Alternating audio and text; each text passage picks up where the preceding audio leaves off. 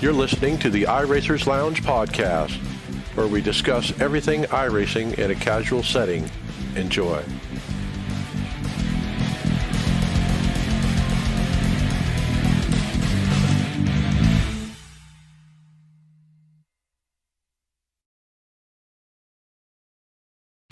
Welcome to the iRacers Lounge. I'm your host, Mike Ellis. iRacers Lounge is a podcast where we talk all things iRacing. Start over. Live take. This is live radio. That was funny. I was trying to turn down the Greg's video at the same time. I think Mike came in too late, like he does with his practices there, or non-practices there. I suck. Yeah, because you don't practice. Here we go. 3. Welcome to the iRacers Lounge. I'm your host, Mike Ellis. iRacers Lounge is a podcast for the iRacer, where we talk all things iRacing in a casual setting. Joining me are the usual characters, Brian McCubbin. How's everybody doing this weekend? Hey, David Hall. Hello. Greg Hectus. Hi, I'm Mike. Oh wait, sorry, I'm Greg. All right, welcome. This week on the show, the eNASCAR series is back again, and it's the second road event of the season, Road America. Will Bobby Zalinski reclaim his title as Road King, or will road course star Mitchell DeYoung make it 2 road wins in a row? Also, we'll cover the second annual Firecracker 400 and the new eNASCAR International race at COTA. Also, remember that you can follow along with us on your mobile device in real time as you listen to the show and see for yourself all of the great topics and products that we'll discuss by visiting iRacersLounge.com and selecting the show notes. We hope to see you there. Grid Finder 2.0 is bigger and better than ever, with more ways to narrow your search for your next sim racing league. Featuring over 1,000 leagues from over 25 racing sims across every platform, your place on the grid is just a couple clicks away. Visit www.grid-finder.com. It is the home of online sim racing leagues.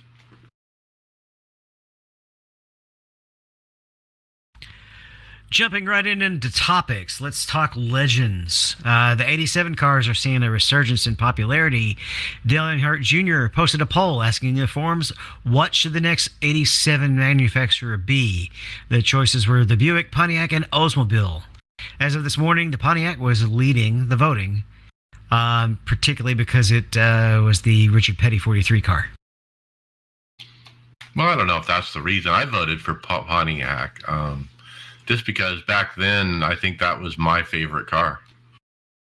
Well, and it's kind of a staple of back then too, because that was once around this time is when they kind of branched off.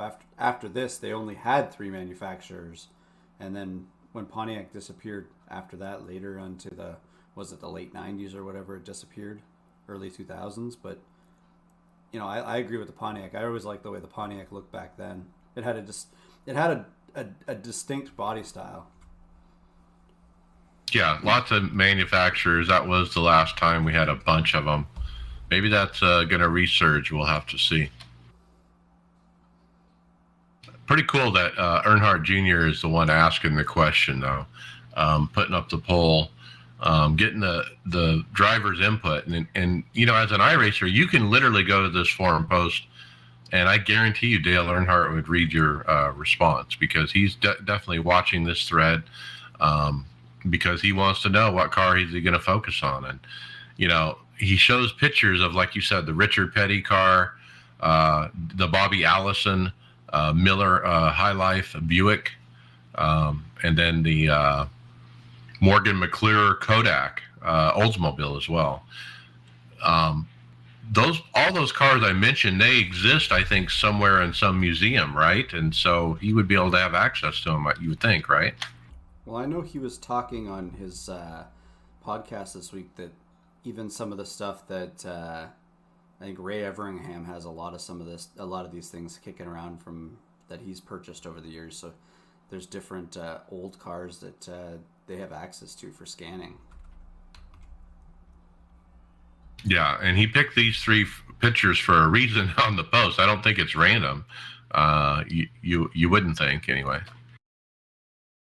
So would you guys consider this confirmation that they are going to be adding new manufacturers, or this is just like I would. a what if poll? I would say that it's like what is coming from it is they're just trying to figure out which one to add. They have the option to do it. They're just trying to figure out which one people really want, so they can sell better, probably, right? And these historic cars, that's Junior's baby. I mean, that's his passion almost more than current racing is the history. Yeah, I don't think he'd be asking if they're not planning on doing it. So it really seems like these 87s have really had a comeback. They were really hot when they first were released. Then it seemed like it lagged off a bit. But now that they have the updated physics model for them, these big events like the Firecracker, it seems like these are really coming back, and they have more interest in adding new manufacturers. So I think that's a really cool thing that these cars are getting seem to be having a bit of a comeback now. Now, here's a question I was just pondering while Brian was saying that. If it's showing a resurgent, do you see maybe next year they come up with a whole different type of series rather than just the 12-week series for them? Maybe like an old-fashioned NASCAR season or something like that, where you have an NIS that follows, I don't know. I mean, it's hard to follow a full 1987 schedule because we don't have all the tracks, but could they come up with something, maybe a half a season lengthwise? Classic NIS. They could, but will they? And is there enough room in the schedule with all the other big season-long series already going? I just wonder if the popularity is also if it's getting good to drive these things and it's fun, is it taking away from the NIS stuff, or these other cars when they see the new next gen coming in and the way it's been performing on iRacing, is it maybe people want the car that is hard to drive rather than the pulled downforce hard racing or like easy racing? I think the answer is obvious to that one. I mean, drive that next gen in a race and you want to barf, drive that 87 car in a race and you'll know what it's like to kind of wheel a car. It's a little bit different. I was thinking the same thing, Mike, after doing a race or two in that next gen car. It's complete different feel from what these old cars were. Well, so looking forward to it. If you were going to host a race, Brian, I bet you probably wouldn't host a next gen. That would not be my choice of car, unless I was racing it with other cars to beat it up a little bit, maybe. But if you want to learn how to do hosted sessions, iRacing posted a really good video on their YouTube channel. They go into full detail about the sponsoring and hosting your own races. And I watched a good bit of it, and it really goes into detail about how to set these things up, what to expect. I've only hosted one race before personally, and it would have been so much easier, and I would have done better, I think, if I had watched this video beforehand. And you don't really have to necessarily watch the entire video. They do have it broken down into chapters and categories and whatnot. So if you're looking for a particular issue, like, how do you do weather, you can jump right to that section in the video and see it. Now, does this seem like it's a little late? Like, it's good to have now that we have it, but it seems like these take so long for them to bring them out. It seems like a no-brainer or something that they should have done a while ago. Well, or maybe it's intuitive enough that they don't even need a how-to video. Right. This is a long video too. It's like 22 minutes, so it's not like a minute or two. It's a pretty inclusive video. It would be neat if you could have tool tips, is what we used to call them, where you could hover over a thing and it would give you a link where you could maybe see a snippet of this video. Like if you were stuck on something in the hosted setup where you were stuck, you could like click it and it would show you just a portion of this video of that particular item. I mean, that'd be cool if it was integrated. They put it in the video. Like I'm guessing this you can only find this on the YouTube page or in specific spots on the website. It's not like it's right at the top of when you create a hosting thing. There's probably not a link saying, here, come watch this if you want to learn before you kind of create your hosted, right? Right. No, I don't think so. That's what I'm saying is let's integrate it. That'd be cool. All right, speaking of videos, another one that got released this week, and I was thinking, is this a re-release? It kind of is. I think they put out something like this 3-4 weeks ago, maybe.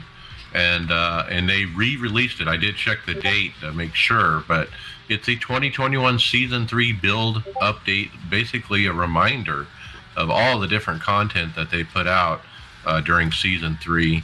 And it's kind of neat to remind me of the stuff I kind of forgot about. You know, I've been trying the Formula V and doing different things, the next gen car and whatnot, but Nashville. But there are other things that were in the Season 3 build, and so that if this video was a good reminder of that. And it doesn't just cover the cars and tracks that are new. It goes over some of the content as far as upgrading the different physics and stuff like that. Some of the road changes as far as the off-track stuff. It goes over all that stuff. Yeah, exactly. I can speak to the road too. There's definitely a lot more leeway at Spa now. So you can go off track a little bit more without hitting up incident points. Yeah, there's a couple places where you're allowed to go out wide on exit quite a bit more than you used to could. Particularly the left-hander right after the hairpin. That used to be a really strict corner, and now you can actually use the painted runoff area a little, as long as you don't get all four tires out there. It's kind of a neat format. It's like release notes, but in a video format. That's exactly what it is. Yeah, that's a really good description, Mike. That's exactly what it's like. Hey, y'all, this book has pictures.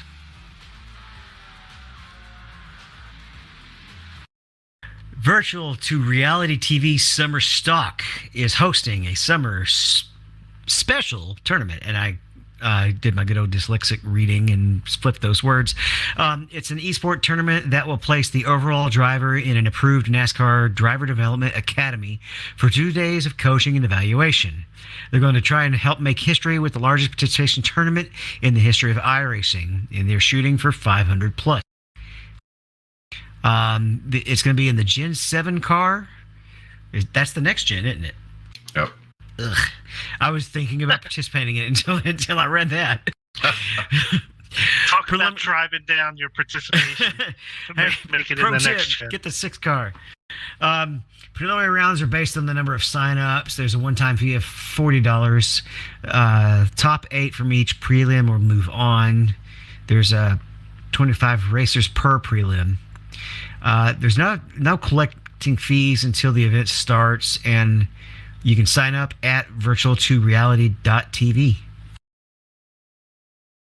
Yeah, Joel Hamilton, a listener, sent this in, and he's putting on this event. I mean, I was kind of surprised. He's shooting for over 500 plus. Now, I think the Firecracker 400, they just did, I think, 400 or so. What a task to manage that kind of amount of people, to communicate effectively and get people in the right place at the right time. Help this guy out. Let's go help him go race with him and see if he can hit that number. That's pretty cool. What a cool prize, though.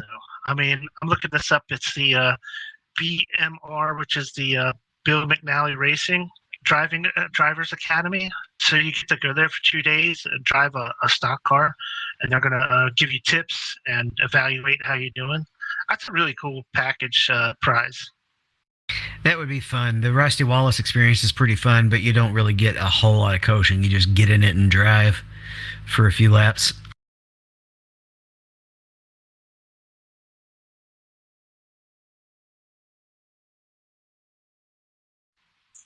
So there's some strange combos out there in iRacing that are available, and iRacing tweeted out to its members and asked, "Hey, what's the strangest car track combo you've driven on in iRacing?" So some of the responses came back, like the Skip Barbers at Hell, which is a rally cost track that would be kind of crazy.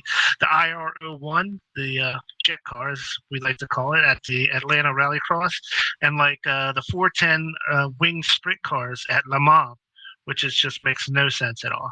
So some pretty crazy track car combinations out there, and with iRacing, get the opportunity to do all these crazy combinations and see how it goes. How about the 410 wing sprint at Le Mans? I want to try that because I was just practicing in the LMP earlier with Burgess, and yeah, that would be funny. Wouldn't it?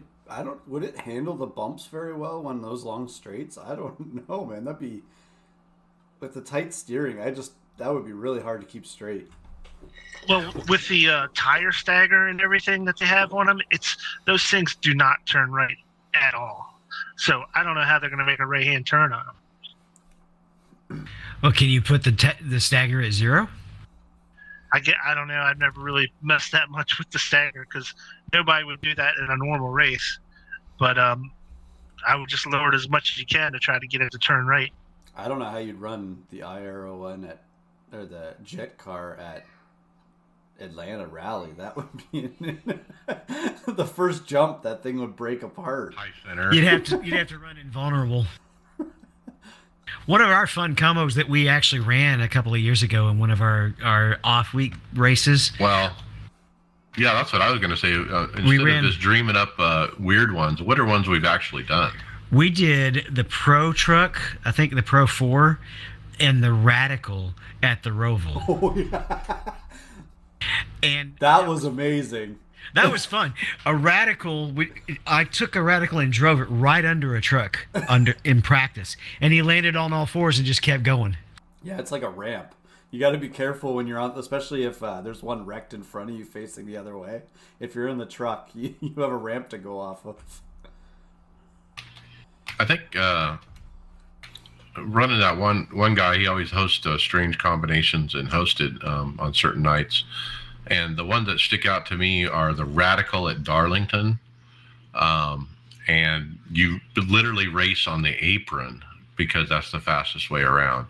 And that's just a blast. And then the other good one is Michigan with like the Skippy. And that one is a blast. And it just made me think that maybe I need to try the Formula V at the Michigan, or the Formula V at the Coke Speedway.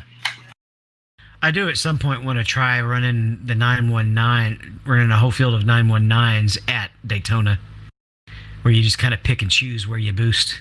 Daytona Oval? Yeah. Oh.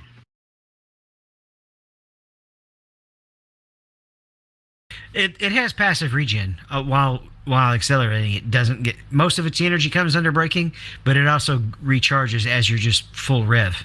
Yeah, but I was going to say, you wouldn't be able to use it all in one lap, would you? I guess you could drain it real quickly.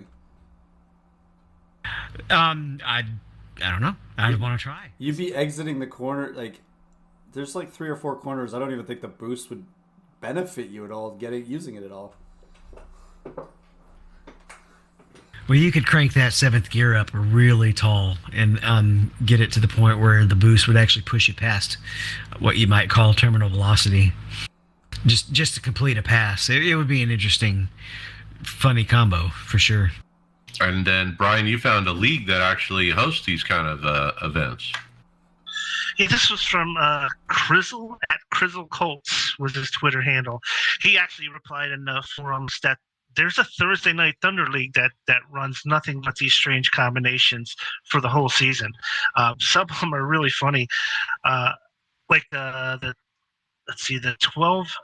dual hail, which is the big block modifieds at Hell. They do like the Crownhurst sprints, which is the silver crown cars at Bathurst. So like the whole schedule is nothing but these crazy combinations. It's pretty cool. Sounds like fun. What about the roller derby with the GTI and this TCR at Bristol. Yes. Okay, help is wanted. Kevin Bobbitt posted in the forums, iRacing is looking for a new media producer job to fill. Media producer will be responsible for creation of various forms of content, including but not limited to promotional videos, tutorial videos, and interviews, as well as producing, directing live broadcasts for esports and special events. I would be guessing this would have to do with our other topic because they're going to be a little bit more professional with who they've partnered with. This has probably got to do with some of that. You got to have someone bring somebody else on to help out. Who does the other one? Is it Alex that does a lot of the other stuff, like the video editing stuff and all that? Yeah. You'd probably be working for him kind of thing. Yeah. I will say this: their podcast hasn't stayed regular as we've gotten into the summer, which I enjoyed that particular show, hearing straight directly from them. But they didn't really come out with this release, so they're busy. They got day jobs. I'll let them do their jobs. We'll do the podcasting. Okay. That's right. Stay in your lane, guys. Next thing you know, they'll let me be handling protests. I was like, oh no. Yeah, but how do you work on one of your own? Is that conflict of interest? Because that's Those like go to somebody else. I was gonna say that's like 50% of the ones they get a week. That reminds me, I've got one to send in from the NIS race. Oh God, Backlog. I was on the inside, but someone dove under me. No, this one was somebody doing some shady stuff on a restart. Or the start. Not lining up properly. Anyway. We'll have to patch that. That would be a nice patch if they could make everybody stay in line till the start-finish line. Because if you pull that in a real NASCAR race, they send you through the pits. But speaking of patches, great toss. We have some patch 2 season 3 release notes. They fixed an issue with test drive. The car selection was empty when creating a test drive from a hosted session that included multiple cars. They fixed another issue with the iRacing UI that was sometimes throwing an error regarding failure to initialize. We got an issue with leagues, viewing announcement tabs. They worked on that. Some stuff with league standings, league points, and team racing.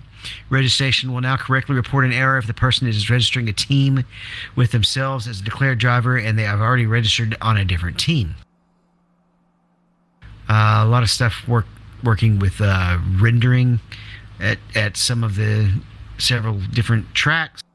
Some visual effects, camera, new admin commands. You can close and open the pits now. That's cool. During green flag. It's like set up for a stage like NASCAR does. They close the pits and they throw a yellow for the stage. Oh, we got to get our buddy Jeff to work with that. He's got to admin some of those into the races. I tried to talk him into doing using the caution thing that the majors guys use for Road America, but he doesn't want to do a caution. I think he's going to be gun shy for a while about adding anything else in. Did you notice in this patch 2 that this new decal that's being added to all the cup cars, the bioethanol decal? NASCAR announced that program last week. Oh, it didn't take them long to. They said that I think this week that all the NASCARs would have the sticker on there, and sure enough, iRacing does it hand in hand. And that's probably why we have a release, it's timed probably just for that. The other thing on the Cup cars, it does say drafting parameters have been adjusted based on car-to-car distances. I wonder which way they adjusted it, whether they made it a stronger draft from further away or lessen the draft. There's nothing out here about cautions, but cautions at Pocono behave differently than anywhere else so far. It was back to hypersensitive. They swung it all the way the other direction. So the 87 cars right before the Firecracker 400, Chevy Monte Carlo had a second and third gear ratio shortened slightly. Now, I find it interesting that the Ford didn't get shortened, just the Chevrolet. So are you back to our Chevrolet is getting tanked issue, or? I'm wondering, like, those cars are both set up. Are they would be set up dependent per make, right? Like, if you're going to get a setup, you need a Ford setup and a Monte Carlo setup, right? I can't remember if that's how they work with those. They're not like the other Cup cars, are they? Where they're the same underneath, but just different bodies, right?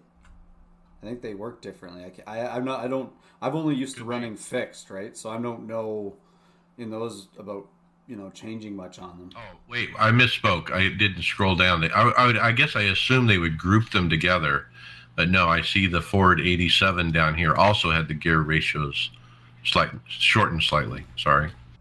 So here's a crazy attention to detail. They fixed a misspelled name on the Chicago street course. Just little tweaks. Cool. The only other thing I saw in here that I thought was interesting is the rate of rubber buildup on the car panels has been reduced. So is it so the cars don't look so dirty by the end of a long race again? Like some of those races, your car looks really dirty by the end of it. Too dirty? I don't know. Maybe it's just a visual that they had to change.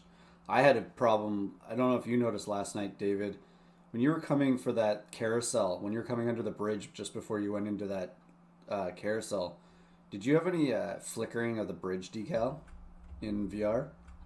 No. I wonder if it was just on my end then, because it would flicker every lap when I would go underneath it. So I'll jump in on that. I had been practicing Tuesday night for Road America, and I decided to use AI to practice. And I don't know what you call it on that track, but that one part where it's really narrow and there's like trees on either side. Every time I went through that part of the track, my sim would skip really bad and like almost freeze up for a moment, and then it would catch up. And it was unraceable. I couldn't do it. And so I ended up having to get out of AI and go practice by myself in a session. Now, when I ran into the NIS race, I had no such problem. It only happened when I did the AI. Well, this was a pretty big patch.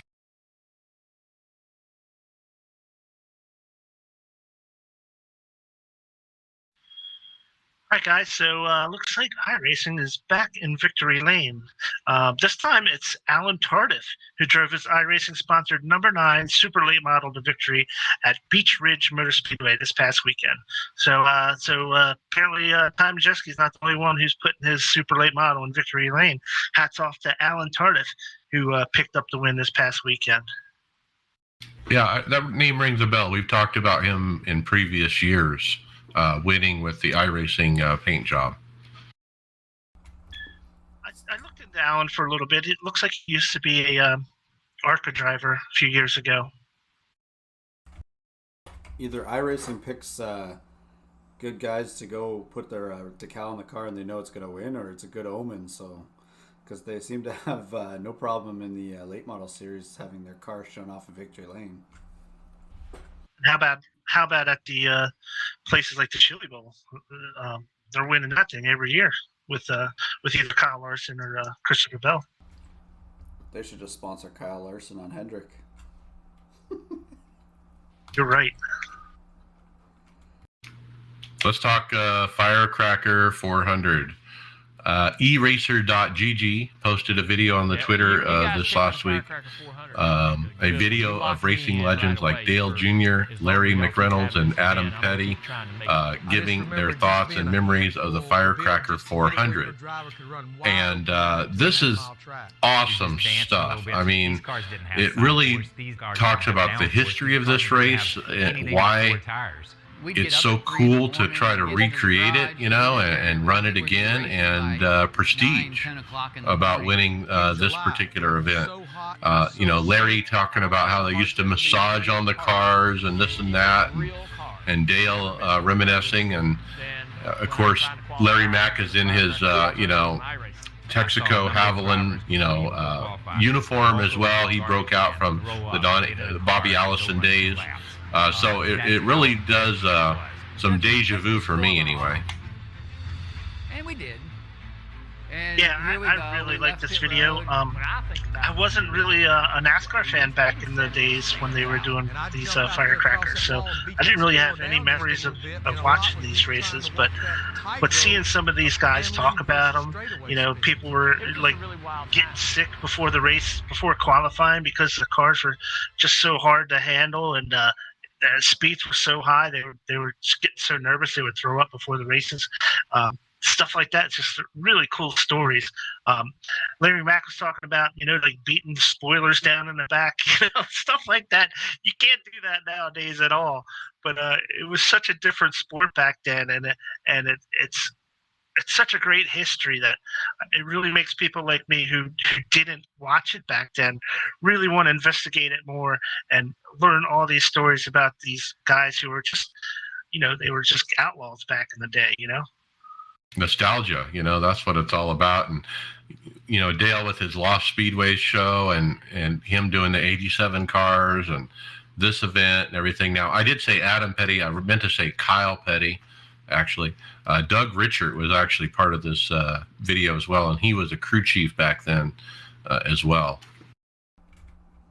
Is this event over now? Or... Yeah, we'll talk about the winner here coming up, actually. Okay, I was going to say, I thought I saw the June 30th. I never got a chance to watch it, but I thought I saw that. In fact, I'm going to jump ahead. Let's cover that now. We have it down here a little bit farther. But before we talk about the winner, I also want to point out that Racer.com did a feature article about the iRacers Firecracker 400, and a fascinating insight into some of the what goes on in the background of planning this race between Kligerman and Landon Castle and their team. They have quite a team behind them. One of the, let me find this part of the article. I want to read it real quick.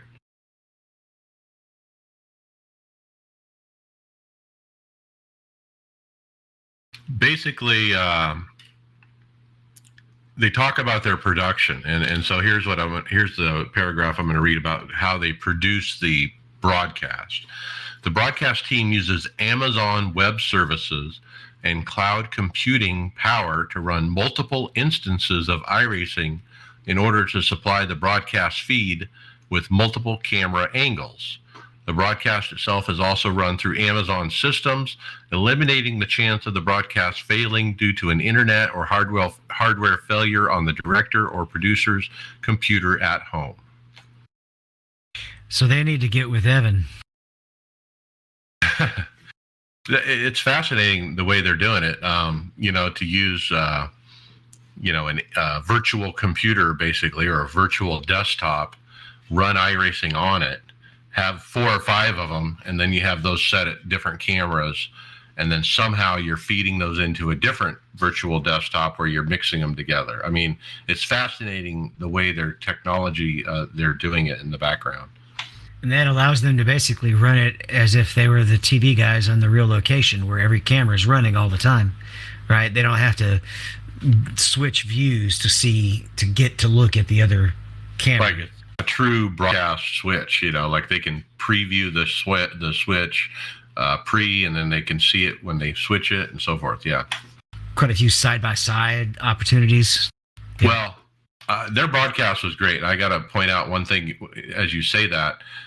At the end of that race, the last, 20, 30 laps, there were different battles going on track, but it wasn't necessarily up front. But they highlighted in 3 different windows those 3 different battles at the same time. It was pretty cool.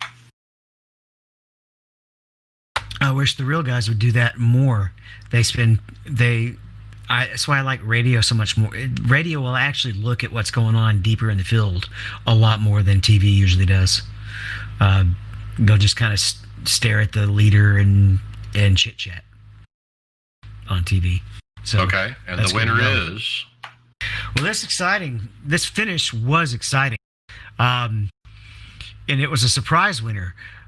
We had Junior right up there at the front. We had Michael Conti right up there at the front. Conti tried to throw a late block, and it didn't work so well. And in the end, Michael Cosney Jr. survives as the surprise winner of this Firecracker 400. There was a last lap wreck that took out everybody else, like I just said. I'm reading the text again.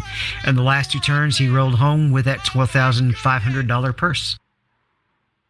Nice payday. And Dale Earnhardt Jr. finished third, and a lot of people were picking him to win this race, and that would have been kind of a fairy book story, so to speak, to have him win it. But he was right there, third. I mean, 2 car lengths away from winning it.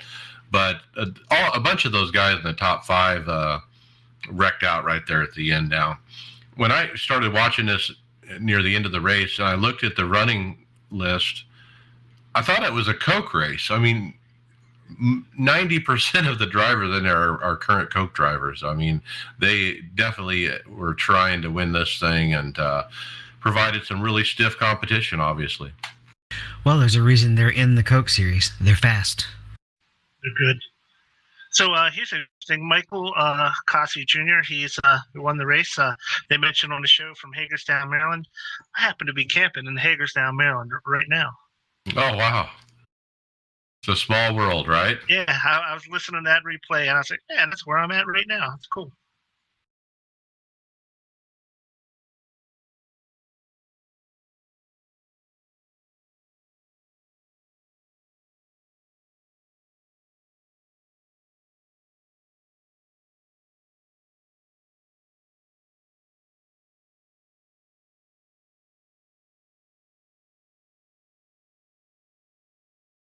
David, I think it's time for you to be a partner.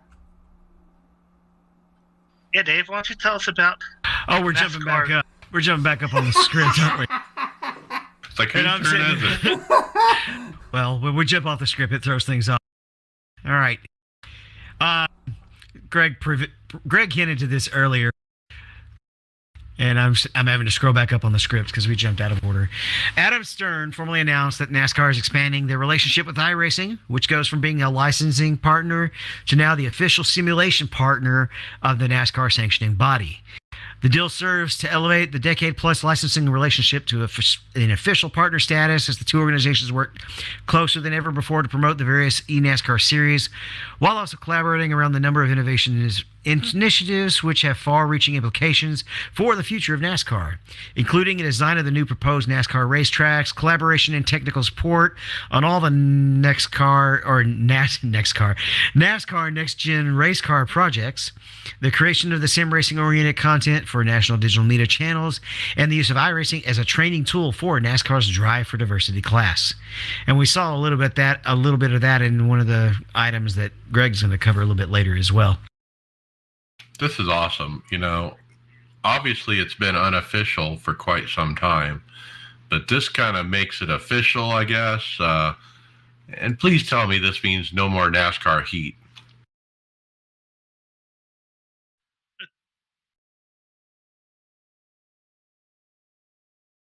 Mike, is you don't want it to be on the side of the cars or anything is the official thing of NASCAR, and that's what it should be getting rid of. I don't see that happening.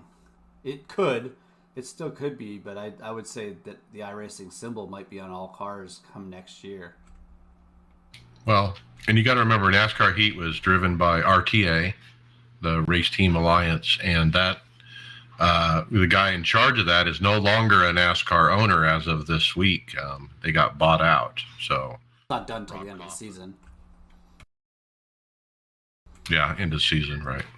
Yeah, I didn't read anything about being an exclusivity type of deal where, kind of like the Le Mans is exclusive deal for that the company that bought the 24 Hours name. We're not allowed to say that. We're not allowed to say it. I'm not an official iRacing sponsor. That's true. but it doesn't say that there can't be other NASCAR games or anything like that I could see. They're just not the official sponsor.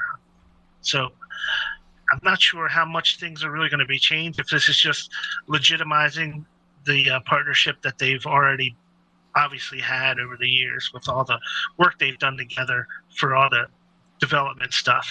But it's really cool to see that it's officialized anyway. What I would hope that this does, if anything creates, is that iRacing symbol just gets put on the car. That it's on every car as like a contingency decal, right? So it's always there. That's something you want to, as iRacing, that would be something you'd want on the car at all times, because the shots from down on pit road when they're right by the cars doing interviews or anything that's up close, if you have that in the shot, that would be great for them.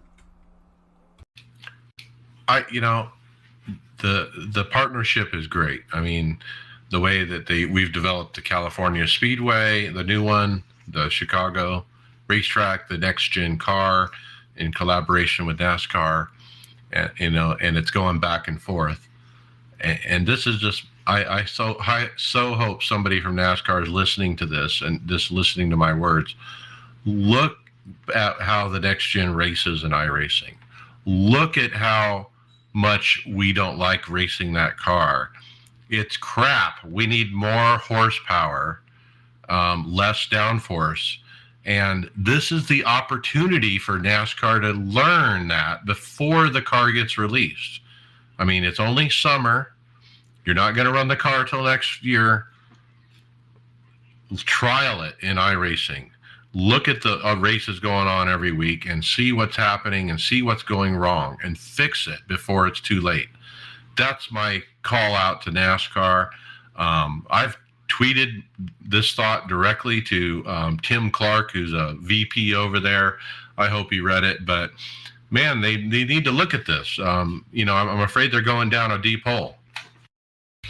And it's not just sim racers that feel this way. It's the real racers themselves. I mean, we pretty much believe that the current package in the current car is why Clint Boyer left. Not Clint Boyer, Carl Edwards, right? And several of the shows that we listen to early in the week are saying the exact same thing we're saying. It's no fun if you don't have to slow the car down. You can't have passing if you don't have to slow the car down. It's crap racing, and it ultimately leads to more danger, because the reason we have the wrecks that we have in Daytona is because they're all right next to each other the whole race, instead of being able to spread out some. What they need to do, whatever happened at Nashville, the way that race went, is what they need to hope the next gen car provides at all tracks racing, or the way Atlanta runs, where you lose time over a run. It's 2 seconds. There's got to be tire fall off, and that car's got to be hard to drive. That was the best time in NASCAR, was when those cars, when you're coming off the corner, you're worried that it's going to be loose. You got to have the right throttle on it. I don't care about this. They want better corner speeds. I want to see, I got to outbrake somebody going into the corner and make sure I can get out of the corner faster than them. I don't want to be throttling up in the middle and having to slow up because I may be faster in the center because of it. And then once I slow up, I lose 3 positions because somebody can go by on the outside that has momentum. And it's Nashville had self spins. It's the first time in years we actually had self spins on the track, right? What it is with the tire fall off is when they have those high corner speeds with the high downforce package, Goodyear can't soften the tire and get tire wear because the speeds are too high in the corners for the tire to hold up. All right, to wrap up the partnership, I'm going to read a quote from the aforementioned VP Tim Clark. He said, quote, NASCAR fans know and love iRacing for their accomplishments in the development of virtual racing series, but what many may not realize is that the company is so much more than just an esports partner. iRacing is a full-on technology partner in every sense of the word, and their best-in-class simulation and engineering capabilities are helping us innovate across multiple layers of our business, whether that be in designing new racetracks, developing new race cars, creating compelling digital content, or providing a virtual training ground for the next generation of NASCAR stars. That's cool. I really like that they want to use this as a training tool for future stars. They when William Byron, he started getting big in the NASCAR and his name was growing. That was the one thing you would always hear about him, that, he came from iRacing, that, was something that he used quite a bit compared to some of the drivers from other generations. And the fact that they're looking to repeat that success of these drivers learning in iRacing before they get big in stock car racing is a really cool testament to how well the sport or this sim translates to real racing.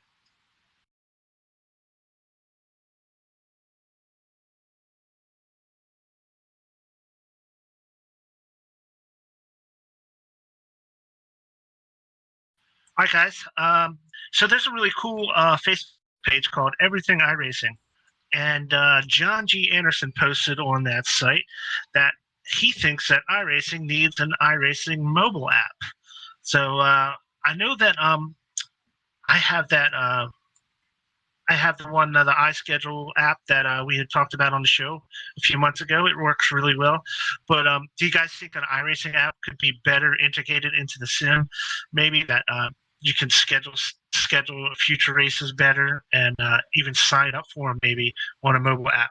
Yeah, I think that would be the big thing that iRacing can do that iSchedule doesn't do, is actually you can sign up for stuff early on your phone and just jump right into the computer.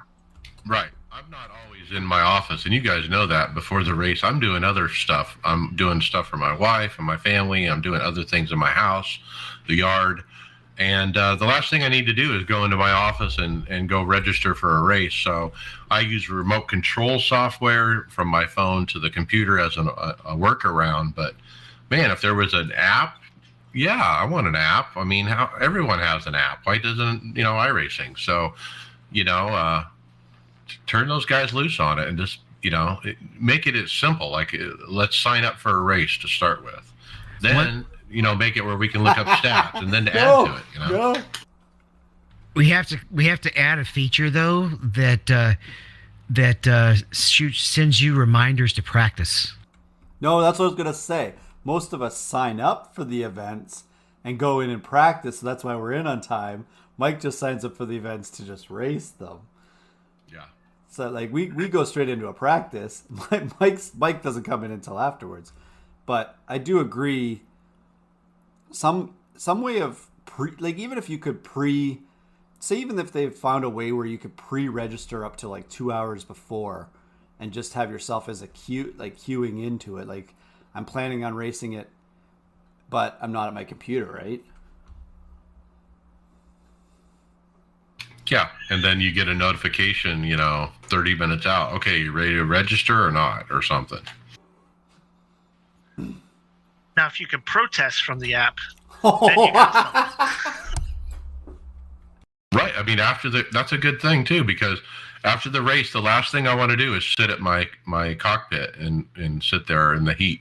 I want to walk away and get cooled off, and there is that cool off period. So yeah, give us the option of doing it from the couch on my phone. David's gonna have a mobile. You've used up all your data and protest budget for the month. I have unlimited. Oh, sorry, Nem. Sorry, everybody who races with David. For the record, Nim has said that's what he wants you to do, rather than just go out on the track and just wreck them. Yeah, Yeah, never retaliate, because then you can get. I could just imagine if that was what David was allowed to do, is just go out on the track.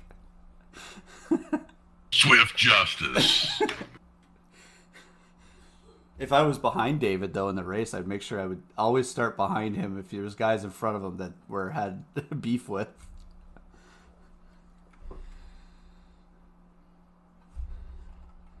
You know how it works, though. When you do have an issue with somebody, you don't have to just wreck them. There's plenty of other things you can do to get in their way.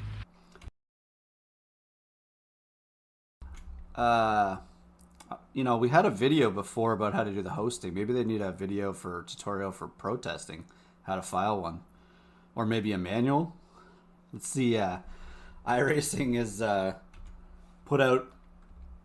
These seem to come really slow, but they've put out another manual in the PDF file for the NASCAR Cup Series Gen 6 car, the Mustang, the Toyota, and the Camry.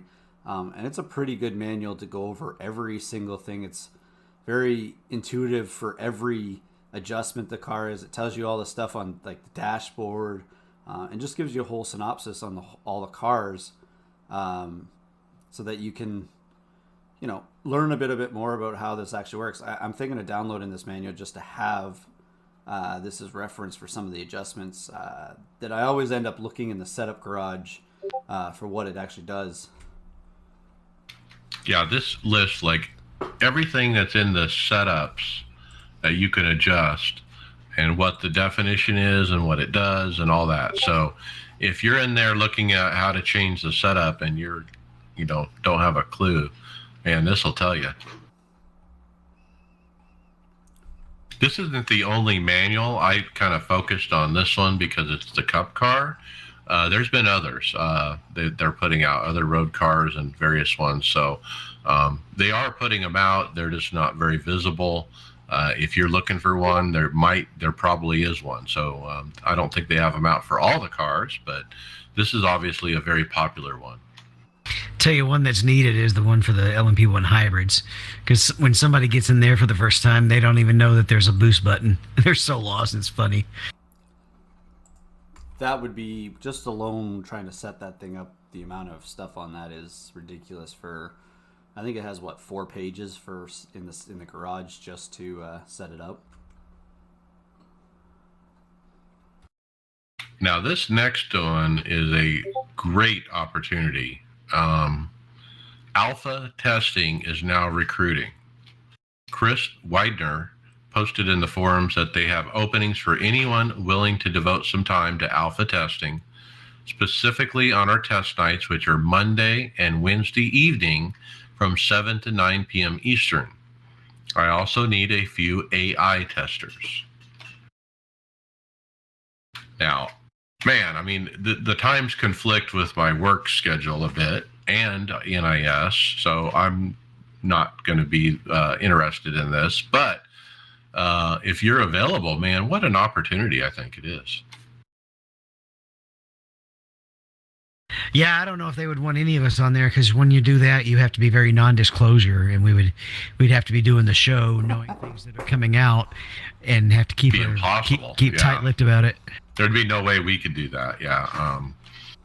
But if I was, if I wasn't on a podcast and I had those times available, I would sign up for this, because I just think it'd be cool. They'd give you a task to do. Hey, we want you to try this car at this track and see what, if it works, or we're trying something new, or we want you to do this set, or, whatever they want you to test. And it's kind of neat to, you go into the night not knowing what you're going to be working on, and they give you something to do, and then you do it.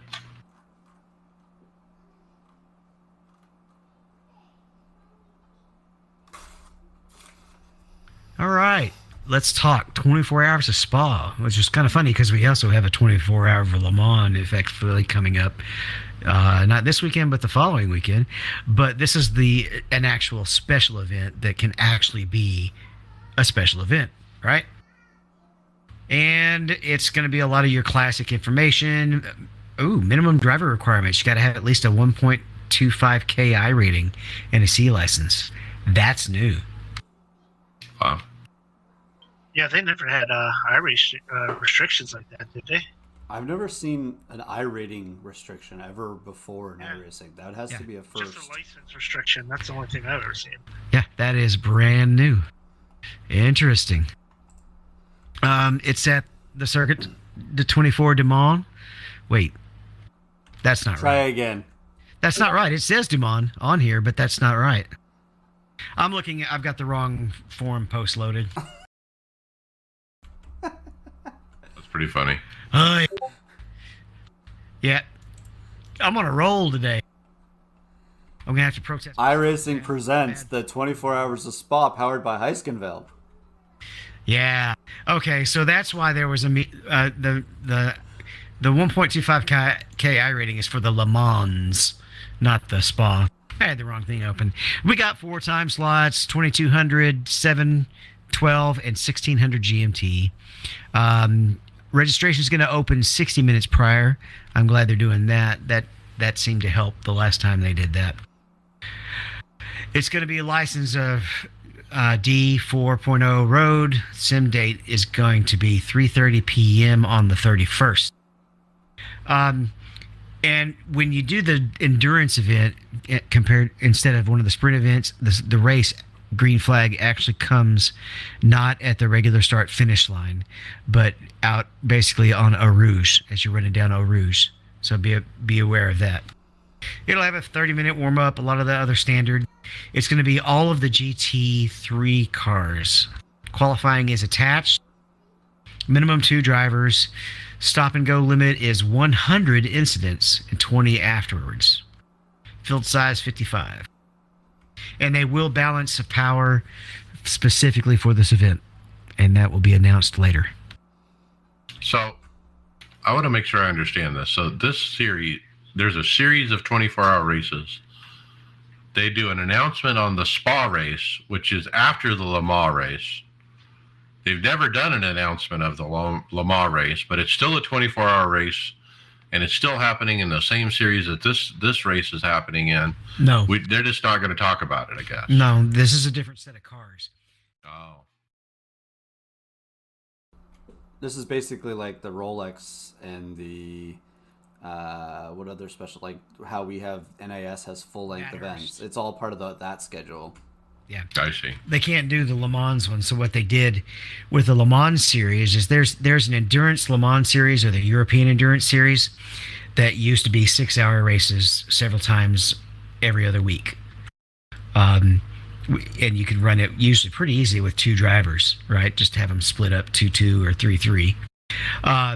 And that was running the European, the WEC cars, basically. They took that and made every race for this season, for season 3, 24 hours. So last week was Hockenheim, 24 hours. And coming up is Le Mans, and then Monza and Daytona are still on the schedule too. I'd like to run those. But this Spa I'm really good at Monza. Isn't Circa on there too? Coda's on there. 24 hours of Coda. You know, I used to really hate Coda, but I enjoyed it on the stock cars compared to running it in the Ferrari. It was weird. Yes, my mic's still working, right? Yep. Trying to see if Brian's still awake. He's probably getting cozy to sleep by all the sounds of the crickets and birds. Glaze over, yeah. Exactly. I was trying to remember. If you ever listen to Dave Moody's show, he would make jokes, or maybe it was Mike Bagley's. They would make jokes about they want to hear somebody actually have an accident while they're on the phone with them on the, as long as they don't actually get hurt. So wouldn't it be funny if while we're doing the podcast, a bear shows up and just outside Brian's window? He waves. No, if anybody wants to know, Brian, we can see where Brian is. He's out camping right now in the wilderness. That's why we're talking about it. But are we planning on running this, David? With Dave? I think probably, yeah. Probably what, Mercedes? And we might have recruited somebody out of the fast track league too, so that we could have a fourth for all of these races. But Elite West guys all have to work. Would it be, if you're recruiting out of the fast track, would it be someone that's been really fast in there? Yeah, he's fast. Sandbaggingly fast. He's so fast he doesn't need luck.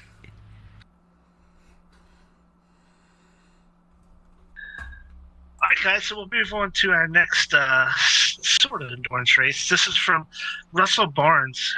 He posted and informed that he's going to be hosting a 2-hour Le Mans practice race on Saturday, July 3rd at 8:30 p.m. UCT +1. And I have no idea what that means as far as Eastern Standard Time, but if you're interested, look that up. And they're actually going to stream all the action on his YouTube channel. So this one does have the 125K iRating C-Class license minimum. It's of course it's at Le Mans. They're running the GTE and LMP2 open setup cars. 75% fuel limit on the GTE, 100% on LMP2. So the race conditions are actually going to be the same as the 24 hours. On that following week, where iRacing will have their endurance series at Le Mans. That's going to have the GTs pitting about the same time as the LMPs. That'll be interesting. So Brian, if the conversion for that 8:30, it would be 1:30 p.m. Eastern time. Nice. Thanks, Greg. I mean, if you're running, that'd be a good practice event, I was thinking. Get some track time. Looks like it's like I don't even recognize that time zone, but I'm not it's sure. more of a European. Right. Well, that's what Google. I just typed it into Google. Let me try it again. It's 7:30 GMT. So you subtract 4 to get Eastern time during daylight savings. Break out the calculators.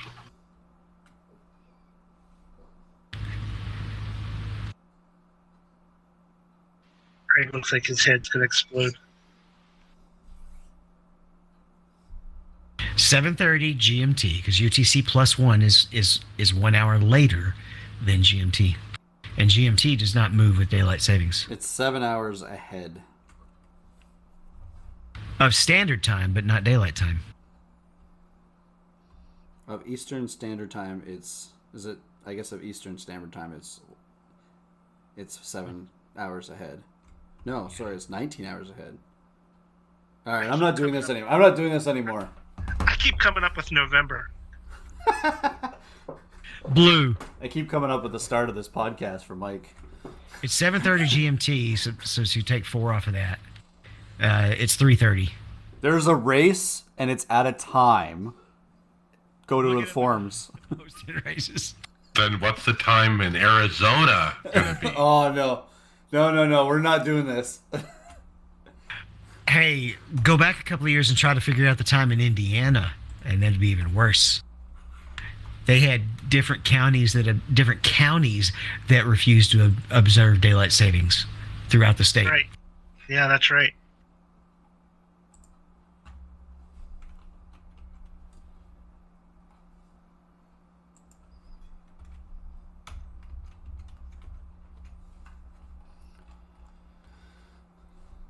So we got a new East NASCAR Stock Car Challenge. So they're calling it the I guess it's the Logitech G Challenge for both the stock car and open wheel racers. It's open to all drivers and free to enter. You have to sign up at the website. What's the website experience? Logitechchallenge.com. So I was looking on the website here for it. It's got two different. Obviously, iRacing. It looks like they're using two different sims to run this in general, but they're using the stock car and the, as Mike puts it, the rocket car for the roadside. But they also have a GT under AC2 or Assetto Corsa. Yeah, another sim. But if you look under the stock car one, so it's basically they got a couple ways they go here. So there's qualifying all month here for round one from July 1st to the 26th of July in the stock car and the rocket car, or the IRL 01. So what you need to do is you need to finish on the podium, top three spots, or win in overall points to get into the semifinals. They also have a wild card to get into the grand finale weekend. But this is going all over from looks like from July 1st all the way into the end of July by the time it's done, right? Find a lot of nitty gritty here, Greg. I dug through this website trying to find, like, when is the frickin' race? They have a time, but they don't list the time zone. And so it's not really clear what you have to do when. But I did sign up anyway and provide my email. I assume they're going to email further instructions.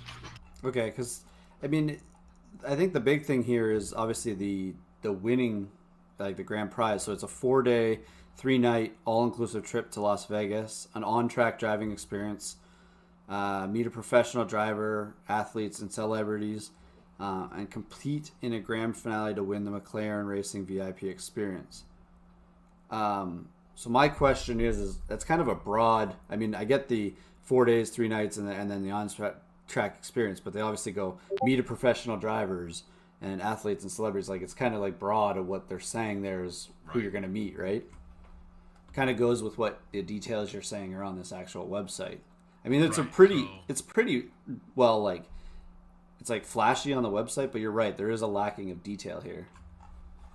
Yeah, if you look at the calendar, I mean, on the stock car one, Charlotte Motor Speedway 2018 version oval, qualifying opens July 1st and closes July 26th, but the challenge, it says, is July 31st at 4 a.m. No time zone listed. 4 p.m. It says 4 a.m. on mine. But if that's Eastern time, I don't know how that's going to work for me, That's weird because mine says PM. Canadian differences, I don't know. That is odd. But anyway, I signed up. You have to provide your name and email and whatnot, and we'll see what happens. I'm gonna. They were advertising this to me like as an advertisement in my Facebook feed, and so I clicked on it like a good consumer, and thought, oh, this is pretty cool. It looks like on the stock car side they basically put like iconic tracks because they got Charlotte, Indianapolis, Talladega, Bristol, Daytona. Like, it's weird to have 2 restrictor plate races in there too, right? And it doesn't say, are these races, are these time attacks? What is it? I think it's a time attack. It looks like a time attack because they listed as a qualifying opens, right? Right. Like, it opens and closes on certain days. Like, you go in at any time and put up a lap is the way I kind of read it. But yeah, there's not a lot of details, so we'll have to see. I wonder if they had to do it that way because they're using another sim on the side too, right? It's not like it's 3 different... There's 3 different things here. They're kind of wanting the events to look the same. Maybe that's why they're just doing a time trial part of it. Right, there's 3 different genres. iRacing is on 2 of the 3, and like you said, AC on the other one.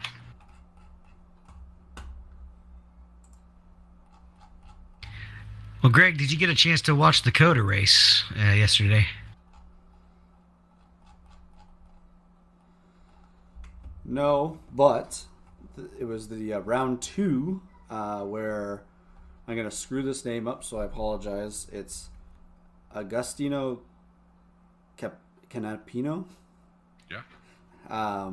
He took the round 2 win in the Williams esports car. I didn't catch the race, But I know that those Xfinity cars are awesome at COTA. Did you catch this at all, Mike or David? I actually No. watched the whole race. It was very entertaining. As a matter of fact, it was one of the more entertaining road races I've seen when you can't use cautions to change up the strategy. Right. One thing I did notice is they had to have incident limits off because they were using the runoff everywhere. But there was a lot of really tight racing, and there was some beating and banging. There's one driver who probably is on several people's list because he short pitted way early and then just started driving way over his head trying to fight people with fresher tires and ended up finishing 16th. The strategy didn't pay off, and he probably wounded his cars a little bit too. But Campanino, Canapino, he ran away with the race, but there was a lot of really good battles right in the mid pack, and the Evan and the coverage. They did a really good job of covering those races and those battles.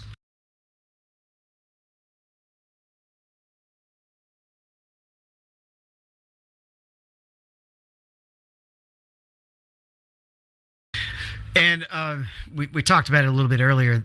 One of the interesting things that series is 3 different regions, 3 different series, and those Drive for Diversity drivers were involved as well. And I remembered us talking about that earlier in the partnership. So they're definitely using the sim as one of the places to get those Drive for Diversity drivers some results. And that moves us on to the next topic, which is this series called the Almost Pro Series. And it's returning in 2021. This time they're going international. They're partnering up with PAX EGX to bring 2 competitions. There's going to be one for North America and one for Europe. And the competition is utilizing the Formula V at Laguna Seca. The 30 fastest drivers from each region at the conclusion of time attack are going to be invited to compete in the final events. And the North Americans will be competing for 5,000 USD. The Europeans competing for 5,000 euro. Wow. What's that in Eastern Standard Time? Okay, we're off of that. My bad. So if it's called the Almost Pro, does that mean if you're a pro, you can't run it? I guess. Well, that would change the nature of this race compared to every other pay-to-win race that goes on in iRacing now. It'd be interesting if they ever, started excluding some of that stuff for some of those guys where if they hold a pro license, they don't get in. I don't know if that's it for this, but, I don't know if that goes against... I don't know if you should ever be penalized for being, no matter what it is, right? Well, give everybody else a chance, that's kind of the way I read this whole idea. I'm sure some marketing guy came up with this, but the Almost Pro Series, and it kind of refers to the amateur guy out there, kind of like us. We're not going to be pros. We're never going to be pros, but we still race. Let us earn some money. Any private event can call it what they want and enforce what they want. I don't know if you could ever do it in any of the official series. For example, in NIS, I want every chance I can to get to race with Garrett Maines, even though he's going to kick my rear.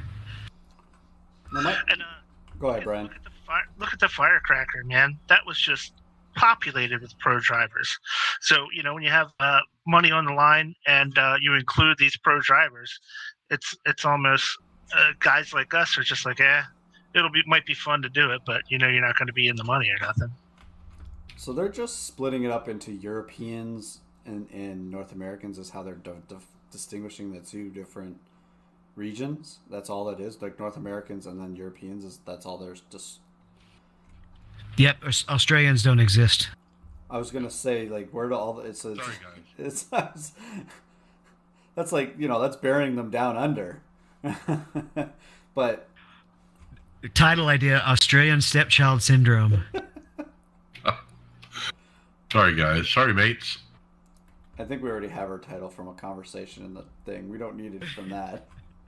They'll have a tournament too, and the prize is going to be some Vegemite, a year's supply. All right, we have a very good news update here on our friend Gary Corbett. I heard today from somebody that saw on Facebook a post from his sister Mindy, and she said that all traces of Gary's brain cancer are gone. Dude, let's knock the rest of this out of his system. Man, I'm overjoyed. Greatest news ever. So that's really good news for Gary. I understand that he still needs assistance with the GoFundMe, though, even though he's had some good news, lots of bills to pay, and he still needs our help, guys. The guys over at OBRL have still been helping. Their amount has gone up to, let me see,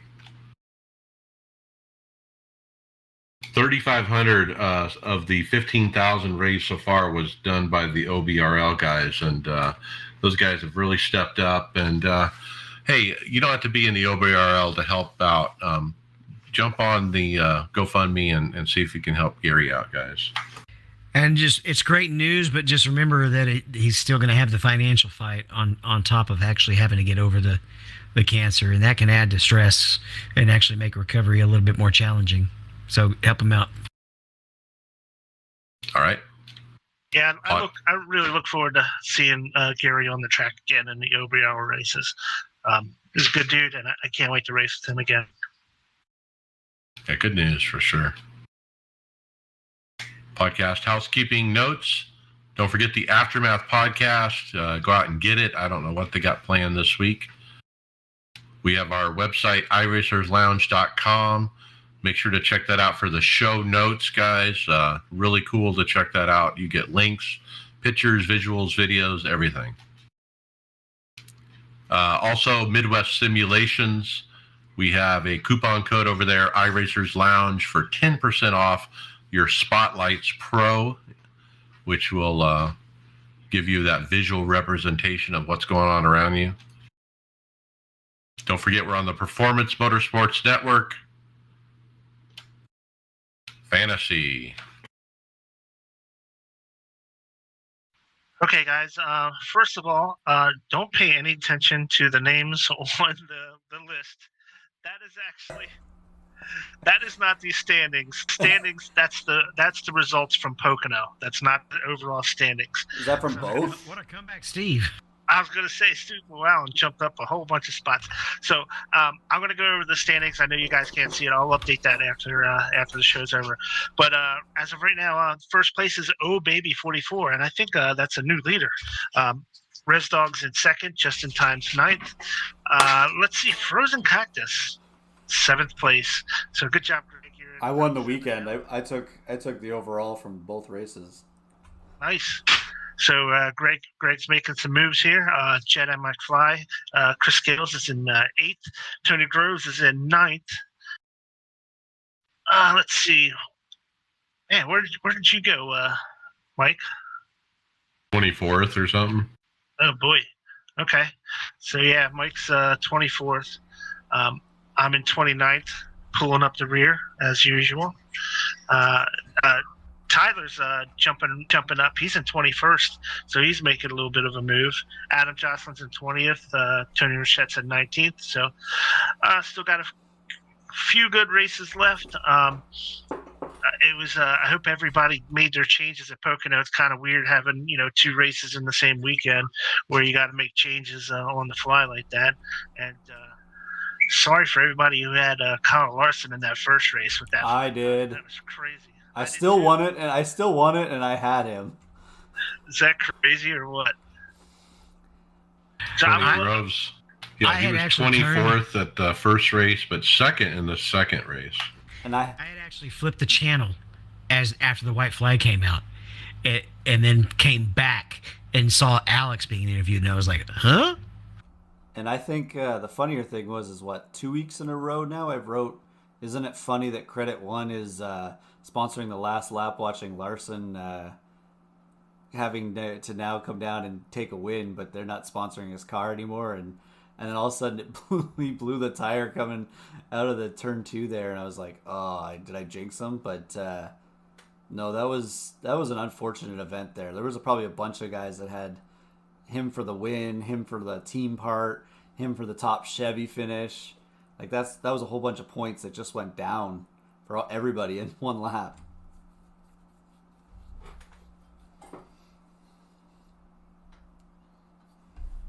And he still came back to finish second on Sunday, and had to start in the rear of the field. The other thing that I kind of lost on Sunday is I accidentally left Kyle Busch in my garage for the third round or the third stage. I had Kyle Busch, and I was going to take him out after stage 2, but I wasn't near my computer at the time, so I just let it ride. And, he looked terrible. Matter of fact, during the broadcast, I think it was Steve Letarte who said, yeah, I'm taking Kyle out of my fantasy, and winds up winning the dang thing.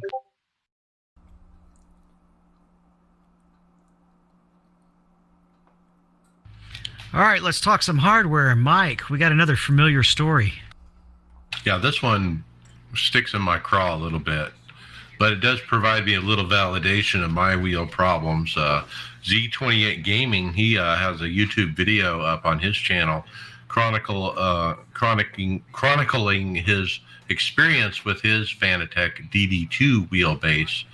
Basically, he had the same problem I do, where he could not get the wheel off. He eventually forced it off. He said that rubber piece was kind of doubled up in there, and that's why it hung up. But there was also a little plastic piece that goes inside where the little pins connect that kind of came out, and he thought that might be the problem. But yeah, he was just venting a little bit, and kind of like I do, and not real happy about it. But it seems like, a few people have this problem. I don't really do a whole lot of driving on this thing, and it already broke. So let me explain what happened here. And I want you to look inside. Well, hopefully he has better luck with their customer service than I have with the pedals. We'll see. Okay. Moving on to the next topic, SimForge updates. The Mark 1s are now going to be coming with a plug-and-play integrated electronics board. It's going to have 24-bit res for the brake pedal and 16-bit res for the accelerator and clutch. And it's just a cute little circuit board with a plastic cover top that you plug everything into. Yeah, updated electronics on some really nice pedals. They also pointed out they would want to thank Barry Rowland for his valuable feedback, which has led to the upgrades on this Mark 1's pedals. So Barry out there showing them how to do it, right? I don't think, we talk a lot of the hardware, but we don't really have the garage like he does. He really, I don't think there's anybody. He probably is the number one source, right? Yeah, I don't think anybody's had his actual hands-on as much sim equipment as Barry has. It's just amazing the amount of stuff he's actually handled and driven in sim. So if anybody's out there who can give you good input as to improve your product, there's nobody better than Barry is. And Brian, you can tell us about the actual pedals. Yeah, so the SimForge, they actually have a Mark 1 Dark Edition, which is really cool. So it has the option to purchase the Mark 1 pedals with a matte black powder coating on the aluminum base and mounting parts. So it just gives it a different look to it. It's actually a really sleek looking design with that black powder coat. I think to me it just looks a lot better than the just the plain aluminum you see at all the other rigs, all the other pedal designs have. So it's design only, take it for what it is, but it does give it a really nice look. I really like $400. I really like to look at my pedals through my VR all the time. I mean, $400 for a load cell, and they look really nice. I mean, that's a good price. That's close. What's the V3s now? Are they up to 600 now? Maybe the inverts. Okay, when I got them, they were 300. But that was like 5 years ago.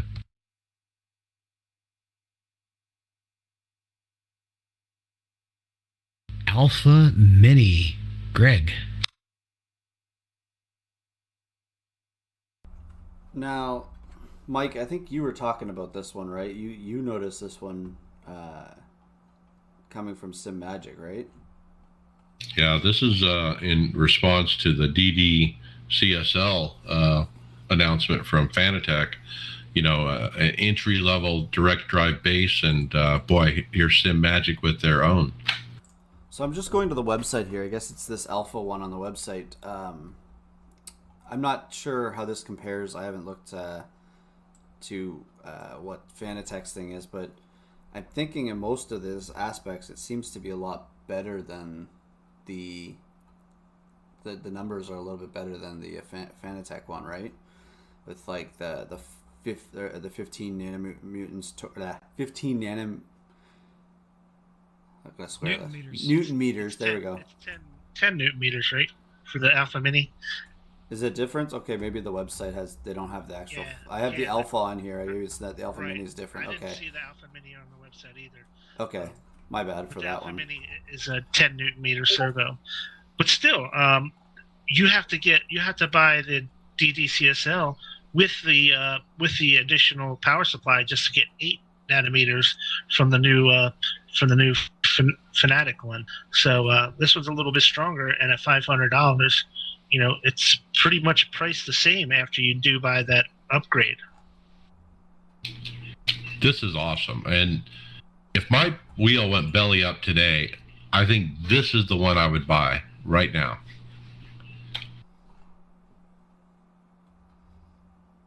And like you said, it's got a little more power than that CSL DD. It's only $500. You have to get a wheel to go with it, but still, I mean, that's half what I paid for this DD1. They got So, a nice looking. Go, sir. Go. I was going to say it says that the $500 is a launch price, a limited price. So I'm not. So it doesn't look like that's going to be the final price after everything sorts through. But so I don't know what it's going to be once that limited time's over. Go ahead, Dave. Sorry about that. I was just gonna go ahead, Greg. Oh, I'm you just go. gonna transition. I'm gonna transition this. I was just gonna say with this, they got to be careful not to change that much, right? Like if it's $500, you don't want to beat yourself up afterwards, like where it's like a cost that's kind of putting it further away from the Fanatec. Like when you look at it right there, that looks perfect to battle against the Fanatec CSL. Right. Would it go up to 600 or 700 or what? And the worst part is this all depends on, like, do you have a rim in that? Like a lot of people who would buy Fanatec have been in the Fanatec family for a while, right? So they've accumulated rims. They just change bases or add rims and stuff. I guess every one of these can have any type of rim you want. There's always adapters, but there's another cost sometimes on these bases too. so that's not the only thing they announced this week. Sim Magic also announced full damper pedals from $650. Order yours now. So what do you think of these pedals? I mean, first of all, the look of them, I really like the look with the base plate, the chrome, uprights, the pedal plates themselves. They got a lot of, they're not smooth. They got some dimples on them, so to speak. And then the yellow, hardware behind them. They just pop. They look good. Yeah, and that brake is actually hydraulic. Yeah, I was just gonna say that it's kind of a hydraulic. There's a hydraulic reservoir back there, so that definitely is a great setup. And even with like what you're talking about with that plate, Mike, there's a lot of adjustability with that plate that it comes with to moving them from to different spots. I'm guessing if you want to take this plate and invert it, you can. I think and it just does change. need a few more holes. I don't think it looks to me like it'd be really hard to get the brake further over to the left if you want. Well, it looks like there's some adjustability there with the holes. I wonder how hard it would be to, I guess, to maybe make your own there on it. But it looks like there is some enough to play around with for a little bit. Like it looks, because it even looks like on the gas and the clutch there, they can even move them up closer or further away with some of the holes they have located. Yep, and the gas is very adjustable. I think it's pneumatic rather than hydraulic, but that works really good on the gas pedal.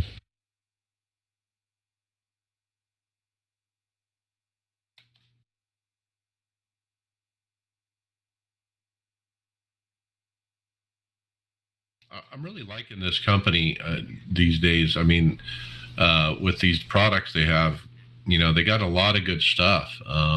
They got U.S. distribution now. They have pedals. They got an entry-level DD. They got a nicer DD. I mean, you name it, they're putting it out. It's pretty cool.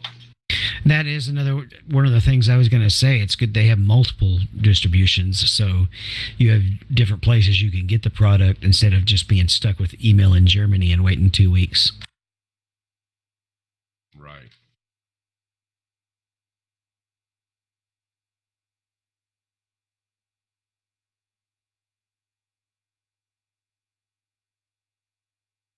The cost for a hydraulic, I mean, that's pretty cheap.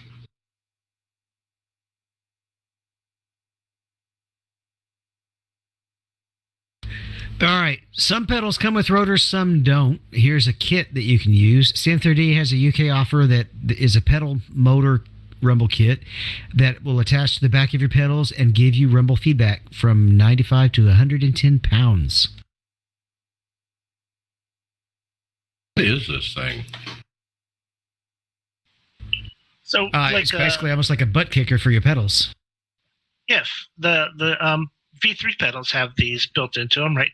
I know mine does. The inverts have little rumbles on them that you can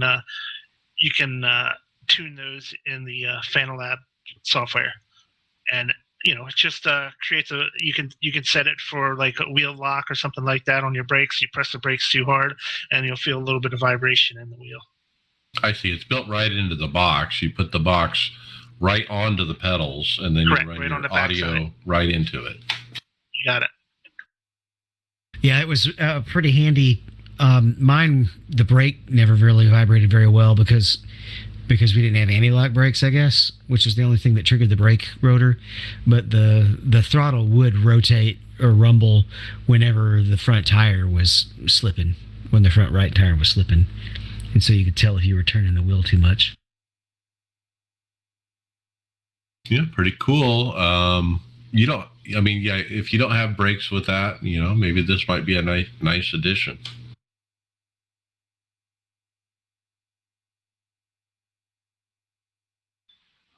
All right, so next up we have a new rig from Tedco Racing. It's the TRV2 rig. It's an all-black 8040 style system featuring their new V3 monitor mount design for large single monitors. It's not designed for triples. So options for the boomerangs can be made from either CNC machined 6061 aluminum or laser cut steel. So it's kind of like a hybrid. The base frame is 8020 aluminum or 6061 aluminum, and where the brackets for the mount and are made out of the CNC type aluminum. Pretty basic. It's got interesting connectors for the 8020 system for the extruded aluminum. They look pretty solid though. Look real solid. But it's not like David's real thick base that he has on his 8020 system.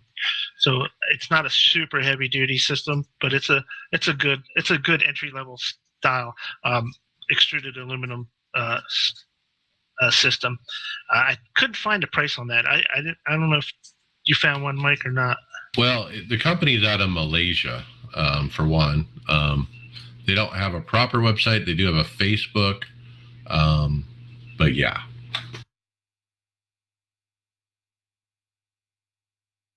Yeah, no price. Looking at it, I wouldn't expect to pay a whole lot.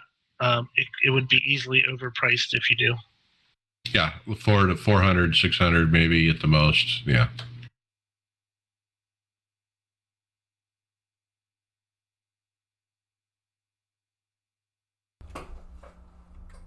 So David would really like this since he's in VR, having laser engraved plates on his sim rig so he can see it while he's in the screen door effect with or in the virtual VR. That is black pedals. Yeah.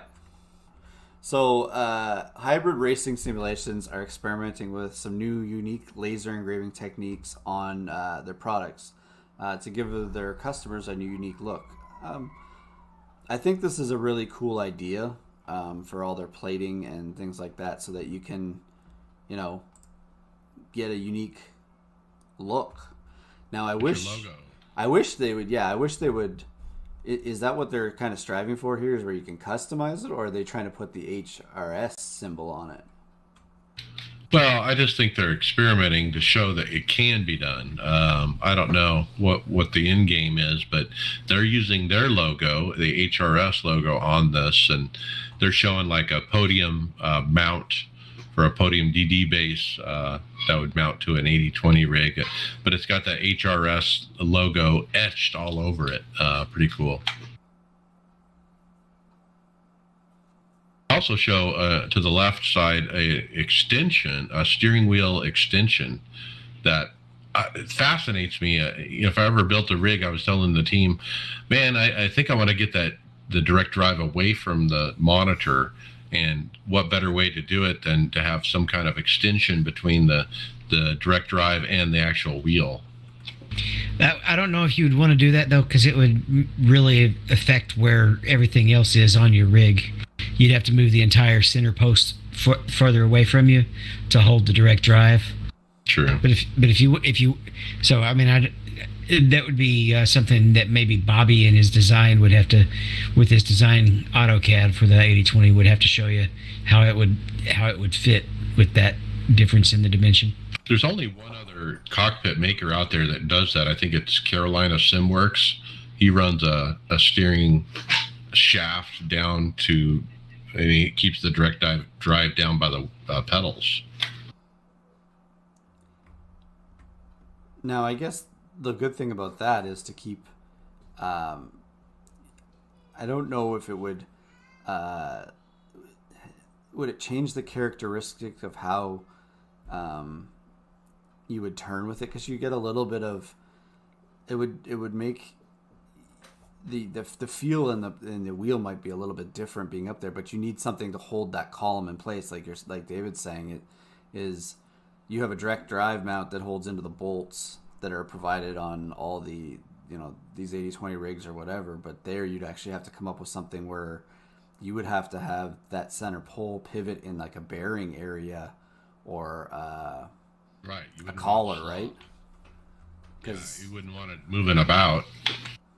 And then it would have to be tough enough to be able to sit in that area with that the extra length of that. I know we've seen a bunch of sim rigs that have had them, but it's a lot. It seems like a lot more work. But if you want your sprig a certain way, I guess you could do it, right? About the only question I would ask would be simply why, what benefit. I don't know, but looks cool.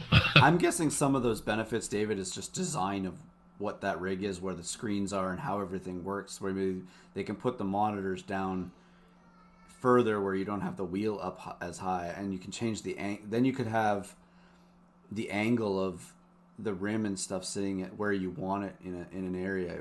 I think it just would have to be preference on the rig's styling.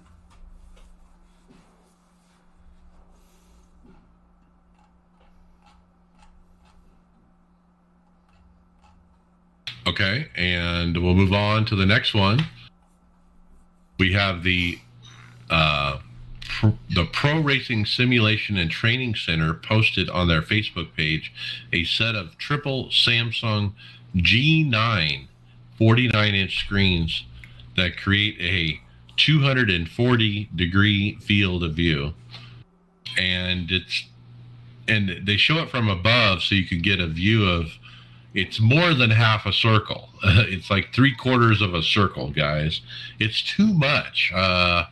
And somebody in the comments had posted, this is too much for sim racing. You don't need more than 180 for sim racing.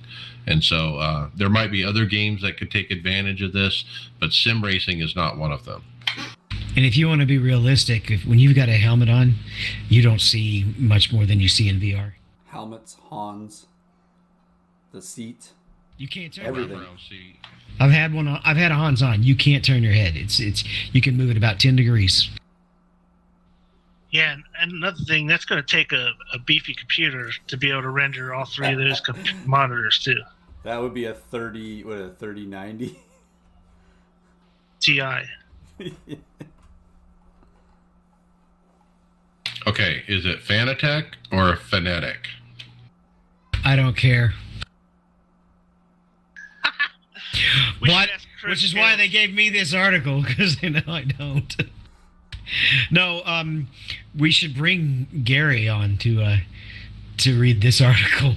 I believe you say the name is not the way that majority of us Fanatic, commentators, fans, or whatever say the name. No, I haven't. Fanatec. Actually, it's not Fanatec in your eyes. It's Fanatic. That's the name. So why have we all got in the pronunciation wrong? Because Fanatec, I mean, I guess it's the southern draw. It comes out of me as Fanatec, technology just naturally, right? So there are some words that, just depending on which region of the country or which country you're in, they end up getting changed a little.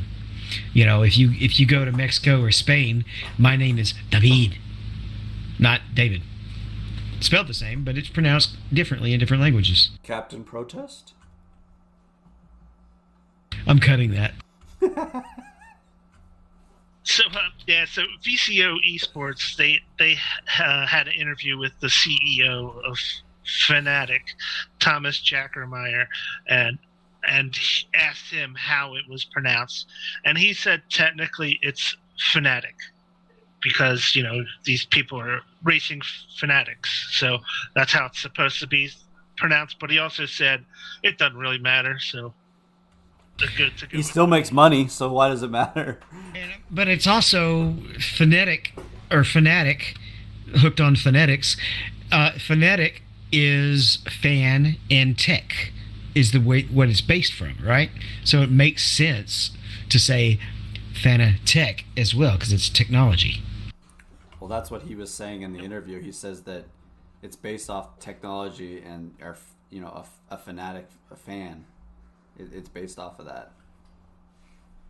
Which is exactly why another part of the reason that when the first time I ever saw it, I just said Fanatec, because I saw that I focused more on the tech part than the fan part.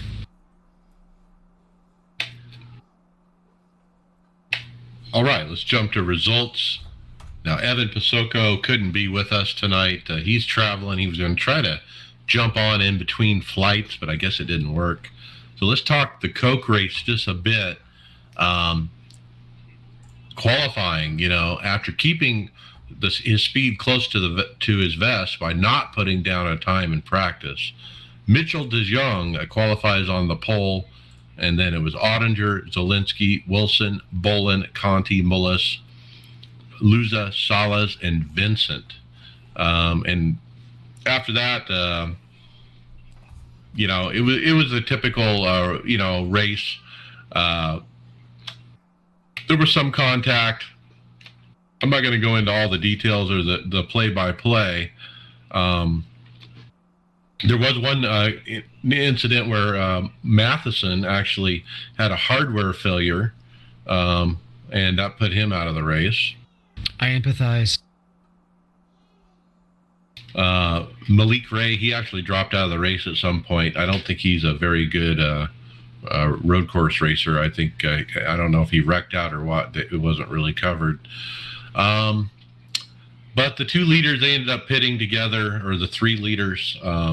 After the race, Bobby said that was a mistake. He probably should have short pitted him. But Mitchell ended up, leading all the laps and basically driving away, getting a nice gap and maintaining it and winning the race. Some other notables, Ray Alfala, it was his 200th iRacing start out of 202, so he's only missed 2 races. Jake Nichols, he missed a gear and blew his engine. That was interesting. What else? Yeah, with the 6.2 second gap at the white flag over Mitchell over Bobby. It was a fuel situation, and Mitchell actually ran out of gas after the finish, and Bobby ended up pushing him on to up to the front stretch so he could do his victory lane and all that. That was kind of good sportsmanship to see after the race, especially after getting beat. It looks like Bobby is no longer the king of the road, with Mitchell winning both the road courses so far. I'll be looking forward to seeing them finally race on a track like Watkins or the Roval, where Bobby has really had a lot more practice and race experience on, to see how it pans out then. But as of right now, I think I just think Mitchell's just so good on road courses. It's going to be really hard for him to be beat by anybody. And I was really surprised in qualifying, because didn't Nick Gottinger, he qualified ahead of Bobby Zielinski. That showed a little chink in his armor from somebody who's actually not the road course specialist like Mitchell is. Yeah, well, Nick was looking good. Mike, it's a little. I get what you're saying about Bobby having his number. Coda was spun at Coda, so you kind of never got to see what Bobby had for him there. But like But Mitchell did out-qualify him at Coda, though. Yeah. I just think that you're right there, Brian, when you made the point about let's get to a track that was on the NASCAR circuit that's not a new one that they're adding this year, where everybody's going to it. That, how many laps has Bobby Zielinski probably put on Road America and Coda compared to what De Jong's put on in a sports car at these tracks? Or the Porsche at all on these tracks. So I don't know. Do they have what track are they? Are they doing Watkins Glen, or are they doing the Charlotte race? So Watkins Glen, yeah, you're right. Both, right? Okay, so that'll be a good telltale there to see what it is, because Sonoma used to be Zielinski's bread and butter. So I don't know.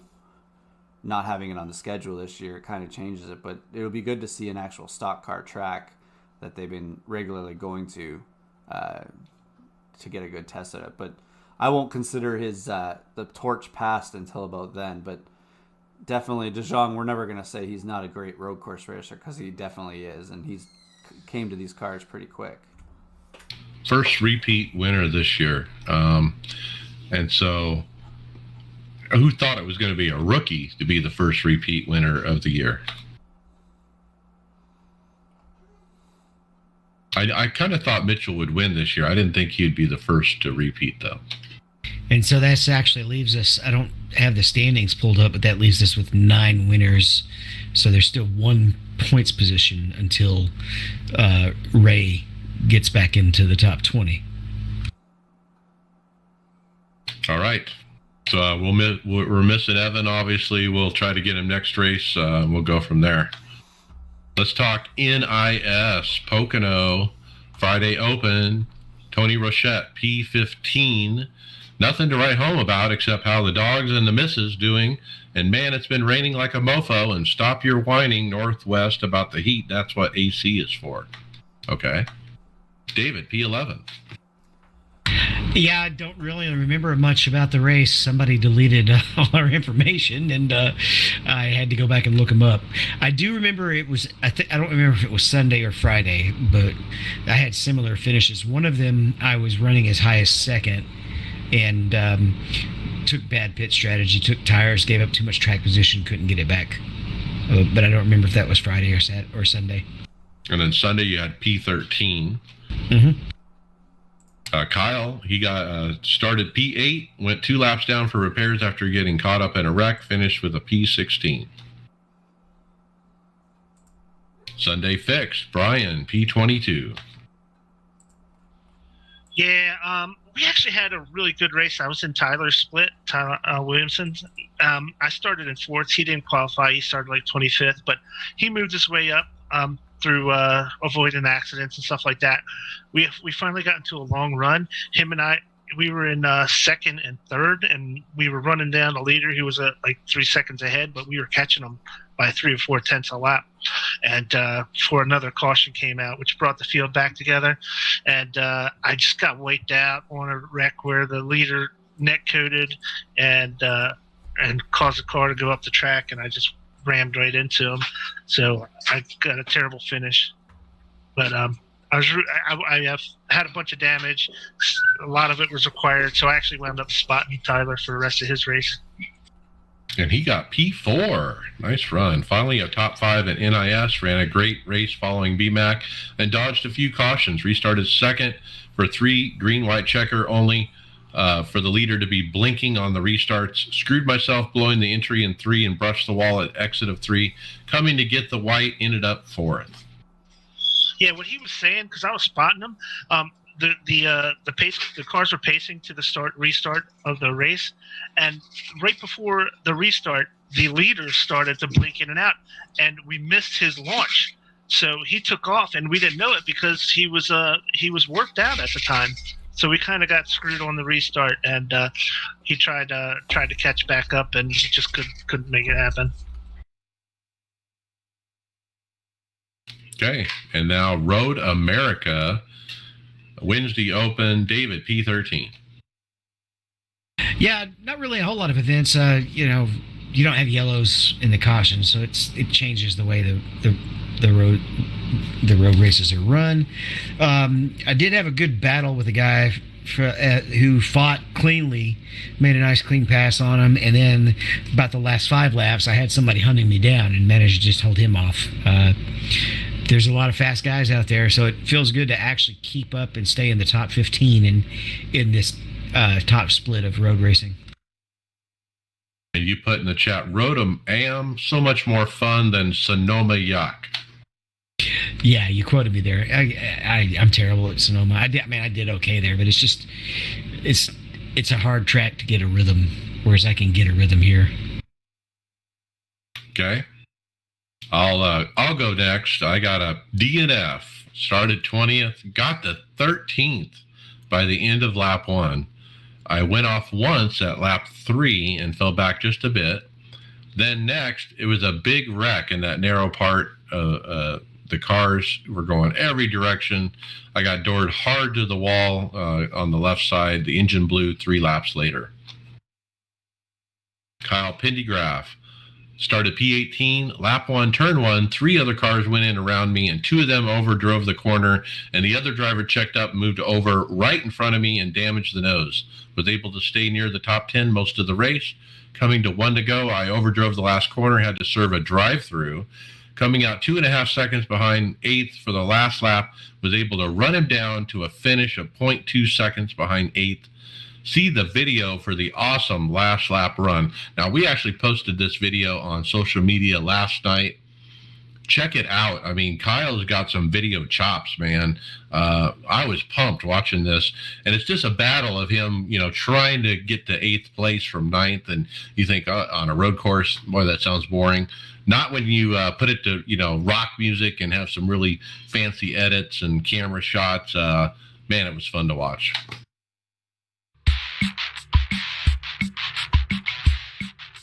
All right, let's go to Tony Rochette. Squeaked out a 10th, 10 laps in, battling for a spot, and overdrove a corner right into the tires. Had to pit, but got my 28 seconds damage fixed and was on fuel-saving mode since it was 2 laps out of my window. I was 11th coming to the checker, but magically got 10th. Top 10 course streak continues.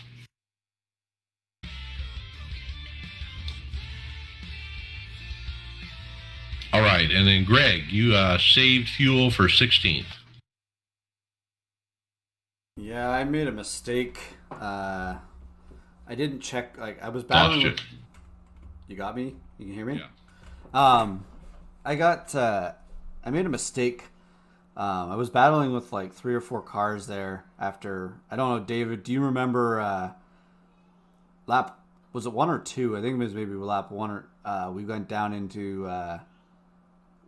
the heavy braking zone. Was at turn 5, and somebody knocked you off the track. Yeah, well, no, before that, someone went and blew that corner, and you were on the outside, and I set up a clean pass on you, and someone else blew it right on the inside of me, and we were like 3 wide, and then I went up the hill, and I made that left-hander, and I lit the tires up and spun, so I was off in the grass, so I kind of got put back, and I was battling a bunch of guys, and I thought, okay, we're around lap 10 or so here when I was battling with them. I was like, let's try and get away from them and get some good clean laps where there's nobody on the track. And I went in way too early, and I think I came out with 20 laps to go, and I think you can only have 18 laps on a tank, so I had to save fuel the whole last run, and was able to make it, but I just was not competitive because I couldn't do it, and I was making mistakes. I was not in the normal road course mind. That was not my best road course race, so I hope tomorrow night will go better. Okay, Thursday Open, David, P12. Yeah, this one was interesting. I actually talked Burgess into running with me. He struggled. He hates stock cars. He's our LMP driver that we team up with, and he thinks they're basically belong in a museum. I did okay. P12 had some battles. Had a guy who didn't want to let me go, and I got positioned him on the carousel when he slid up, and he tried to go too wide in the kink, and it didn't work out for him. So everything else went pretty clean. P12. Okay, and let's move on to League Racing. Fast Track Sim Racing League Monday nights. Greg, P3. Well, I guess this would mix in with David's here, because David and I, that whole race, like I started further up. David had to make up some ground there in that race to get up to where I was. But as soon as David got up there, we all battled and saved fuel. You guys were fighting for second, right? Well, it was second, third, and fourth. One guy was toying with us the whole race that was definitely way faster and could have been way gone, but he saved 2 laps more fuel than everybody in the field, and basically put a whooping on us on the second stint, because we went caution free, which is this series is really good for not having useless cautions too. Like we've had some great races. Pocono to go fully green. It was a fun race to do it. We had to save fuel in the first stint. David, I don't think you had to save as much on the second one. I saved a little bit more on the second one, and we ended up coming down to a battle there at the end with Tyler. And I guess Tyler screwed up one part of the track, and I went underneath him, and I guess the side draft got too close, and he got into me and turned me kind of down into the wall. On the inside, I missed it and kind of just had enough to go up into turn 3 to slow it down, but David had gotten by, and I don't know what happened to Tyler. I don't know if he crashed out or fully or not, but it was a good battle, but I don't think it should have ended that way. That's a pretty diplomatic evaluation. I saw it as he just flat out turned down into you when you were already beside him on the straightaway. You were driving straight, and he turned left. Not coming out of the corner, but just like right down the middle of the straight. And he did it to you multiple times. So you should have had the second. So I got gifted the second. Mostly was just pretty proud of climbing back up to P4 after qualifying or failing to qualify. I wrecked it on the first lap and had to start back in 16th. Never really had to save fuel because I'm not hard on the fuel anyway. But yeah, right as it was about time to pit, I had caught the lead pack all the way from 16th, having to work my way up through the field. So I don't want to do it that way, but I'm just terrible at qualifying. And I got P15. Tough race for me. I hit the wall off 2 at some point, and it was never the same. And I couldn't make it on one stop. I think I was using more fuel because of the damage. And so I had to pit a little bit earlier than everybody else. And I was shocked at that the one guy made it like 4 laps more than I did. I couldn't believe he saved that much fuel, but he did. And yeah, I just struggled out there after the damage. So P15. The nice thing, and I think David and Mike, you'll probably agree with me that this league, I wish we could get the bigger fields too. Like he's still building it up, but having a nice big field for this would make these events even more enjoyable, because I think what we're averaging, 22 to 28 drivers a week, and the way the racing is, pretty good size. The way the racing is, we should be able to attract a little bit more because it's such a good league. It started out he had 40 cars in the first part of the season. And so it's kind of dwindled down, and now it's growing back a bit. But you're right. If we could get to 35 to 40, man, we'd be popping. All right, actually, hold on. Before that, too, what we also need to do is we need to figure out we got to get Richard Lucky's setups too, so he's not putting a whooping on us. He uses Ryko. He already told us. Oh yeah. Yeah, he tweaks him a little, but I mean, there's setup and then there's speed, so he's fast. All right. OBRL, the iRacers Lounge podcast Aftermath Truck Series. Congratulations to Brian Glass, winning in the 87 Kodak Chevy at Chicago. Tom Ogle in second, Travis Rogers third.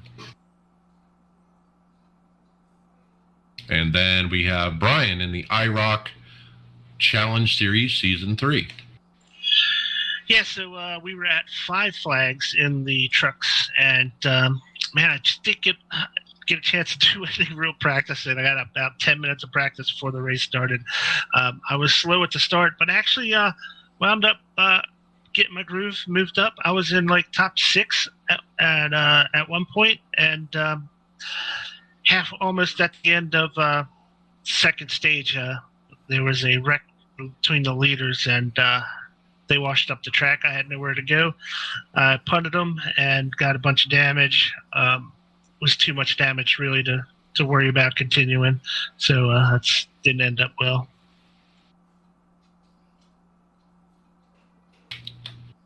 All right, let's jump to final thoughts. Brian McCubbin, what do you got?